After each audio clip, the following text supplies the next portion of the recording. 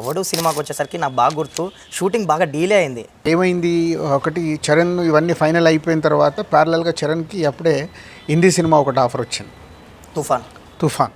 ఇటు వివి వినాయక్తో cinema final అయింది, Naik. So 3 సినిమాలకు డేట్లు అడ్జస్ట్ చేయాల్సి వచ్చింది. ప్యారలల్గా 3 షూటింగ్లు చేశాడు.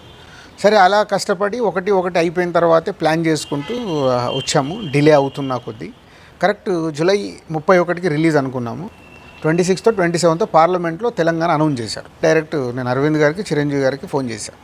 So 31st cinema release correct కాదు సార్, నేను ఆపేస్తాను, నాకు ఇవన్నీ సిచ్యువేషన్స్ అన్నీ సెటిల్ అయ్యాక వెళ్తాను. అందరికి గుర్తుందో లేదు, ఆగస్ట్ సెప్టెంబర్ అంతా తెలంగాణ ఆంధ్ర అంతా డిస్టర్బ్గా ఉండే, అల్లకల్లోలంగా ఉంది. అప్పుడు నిర్ణయం తీసుకొని ఆపేసా. అత్తారింటికి దారేది అన్ఎక్స్పెక్టెడ్గా ఫస్ట్ హాఫ్ బయటికి వెళ్ళి సినిమాలు రిలీజులు మొదలయ్యాయి. మళ్ళీ మంచి డేట్ దసరా వెళ్ళిపోయిన తర్వాత మంచి డేట్ సంక్రాంతి కాబట్టి 6 months హోల్డ్ చేసి సంక్రాంతికి రిలీజ్ చేసాం.